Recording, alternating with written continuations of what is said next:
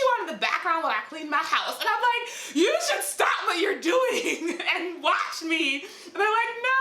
Hey y'all, it's Chimney. So I just had a creative coaching call with the lovely Cynthia. She was asking me about my journey and specifically about how I got some of the dope opportunities, like the commercials and the web series and like hanging out with Nas.io at that cool event he did. And what I realized is that honestly, I think my success as a creator comes down to two things: vibes and my resume. Vibes, resume. So I want to talk about them both in this video if you are a creator and you're thinking about how you yourself want to get into these really awesome experiences. Before we get into it, patreon.com/Chimby is the Patreon, and you Patreon people are the absolute best. Oh my gosh. Okay, so I recently made a poll and I totally forgot, and I asked y'all if y'all wanted to continue to be called the sexiest subscribers on all of YouTube, because I was watching some of my older videos and I realized I kept objectifying y'all. I kept being like, y'all are so hot. Y'all are so hot for liking me and for subscribing to me. What great taste you have. And at some point I was like, no, Chimdy. It's not just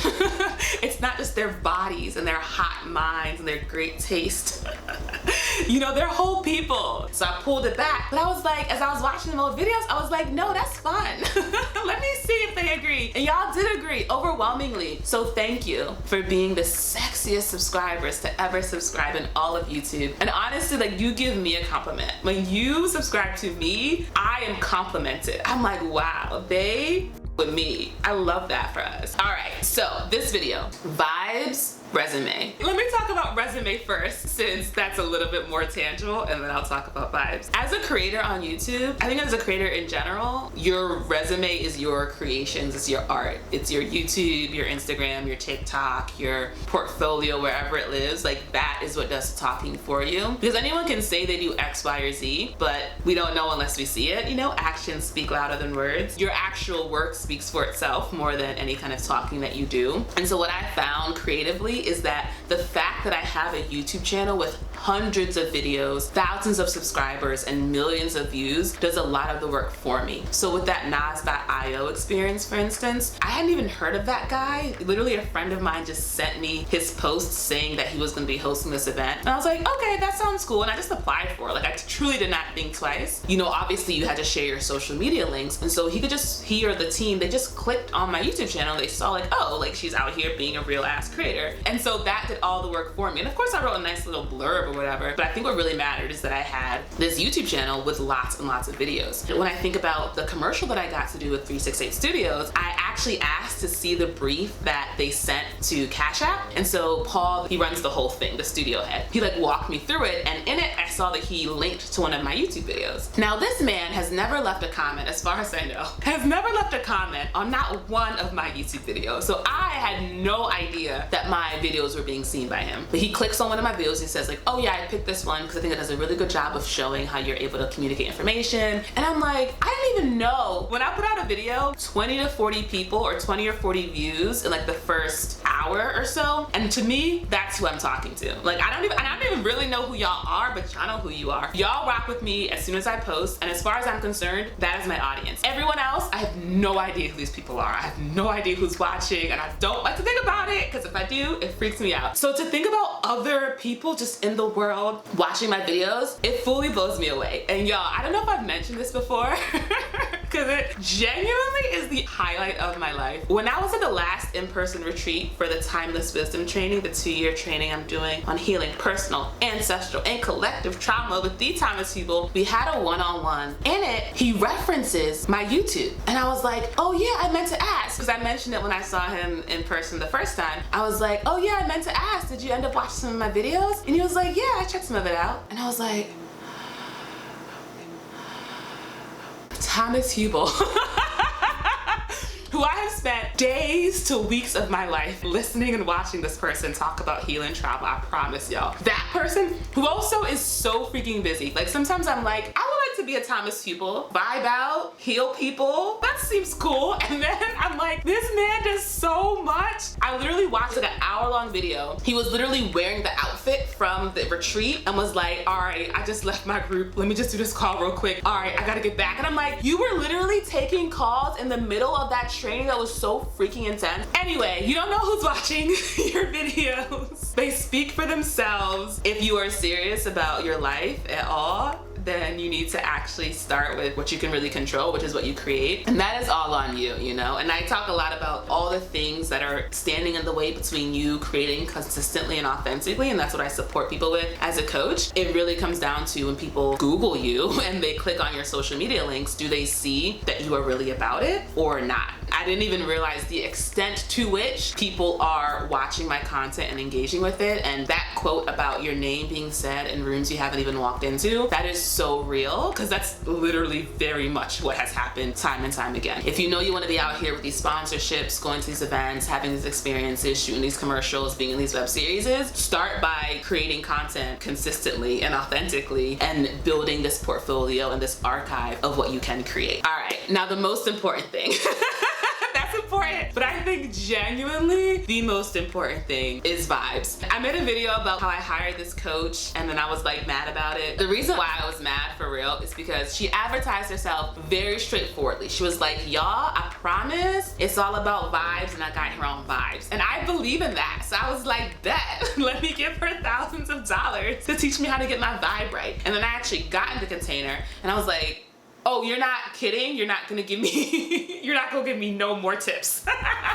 you were, okay, wow, all right, and then I was mad about it. But as time has passed, like, she's right, you know, and that's been my experience. It really is vibes. And more specifically, for me, it's about the relationship we create when we are in a high vibe state. People watch my YouTube videos, and I really hope the content, and I know the content seeps in, the book recommendations, the actual insights, all of that seeps in, but on a certain level, many people are just here because of the energy. They just love the energy. They're like, I'll put you on in the background while I clean my house. And I'm like, you should stop what you're doing and watch me. And they're like, no, I'm just gonna do these dishes.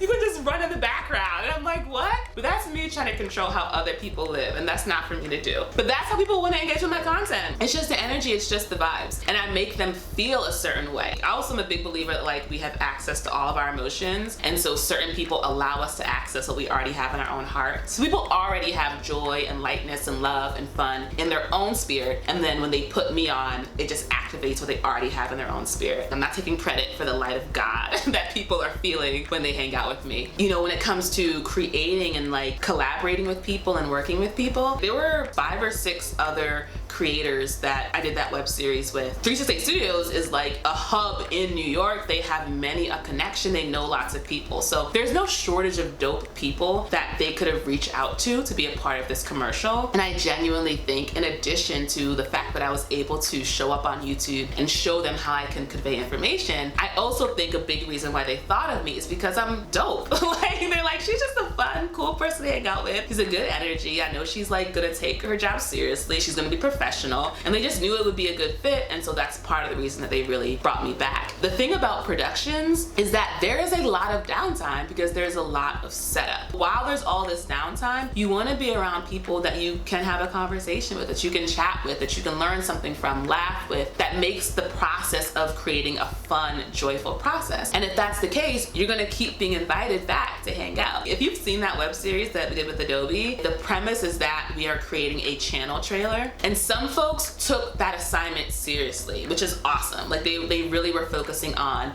like, how do I learn these skills to like really implement them, and then how to actually make something dope in this like week that we have to create this thing. And I think for me, I know that I genuinely love editing. I think it's super fun. I love the vlog style videos that I make where I like experiment with different things. That's dope. But I know that like when it comes to my creative success, it's been the energy. It hasn't been any fancy editing. So actually the most important thing for me is not to get really good at Adobe. It's to get really good at being me and healing my trauma, so I let even more light shine in my life and I embody more of it when I'm in the world. And what that looks like for me in practice is like having lots of dope conversations with people and getting to learn about them and being curious and like radiating out this energy everywhere I go. And it was interesting because there was another girl there who was much more focused on sort of showcasing her skills, because we were working with these really talented directors and producers and creators. So if you're showing like, oh, I'm really good at this thing, that's like a way of leading you into doing more work with them. But what I realized is that, and this is something I'm still exploring, y'all, it's like a concept. When I think about the way I am as a creator, my goal isn't to be like the best DP, the best like editor, the best, like it's not about the behind the scenes. It's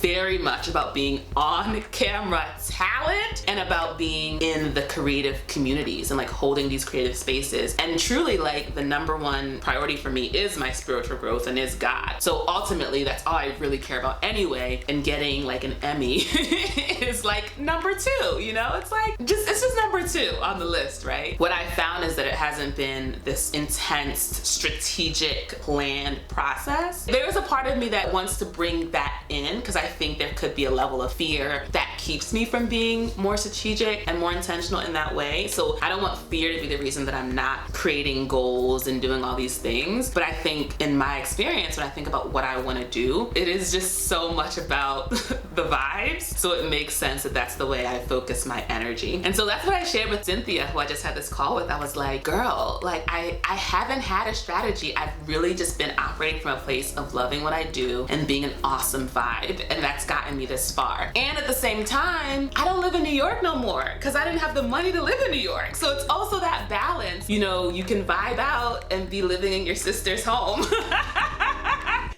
A great time, by the way. There is a lot of weeping, but that's just a part of my life as I heal my trauma. Or you can live in New York and maybe, you know, have a different setup. And like I said, I'm trying to move back. I love New York, but in this moment, I only want to move back if it's really aligned how I want to live. I'm not trying to like bend myself over backwards to live how someone else wants to live, just so that I can have like a bodega around the corner. Though I do miss, of course, having a bodega around the corner. I'm really hungry right now as we speak. I wish I could get a snack. All right, that's the video. I hope you liked it. I love you. Bye.